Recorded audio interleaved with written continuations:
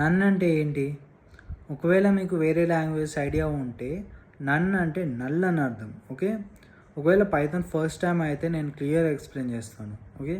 For example ఒక variable create చేసావు and అందులో వాల్యూ నేను మళ్ళీ వేరేది అసైన్ చేయాలి అని అనుకుంటున్నావు. సో అప్పుడు నన్ యూస్ చేయాలి.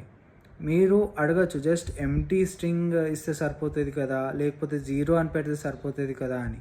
బట్ నువ్వు అసైన్ చేసింది ఎక్కడొక చోట స్టోర్ అవుతుంది కదా. సో అంటే నువ్వు ఇప్పుడు 0 పెట్టినా స్టోర్ అవుతుంది అండ్ ఎంటీ స్ట్రింగ్ ఇచ్చినా స్టోర్ అవుతుంది. ఇప్పుడు మీరు ఉండొచ్చు లైక్ దీని గురించి ఏంటి అంత ఇంపార్టెన్స్ అండ్ ఇది అవసరమా అని అనుకుంటారు. బట్ మీరు ప్రాజెక్ట్స్ చేస్తున్నప్పుడు కొన్ని లాజిక్స్ యూస్ చేయాలి.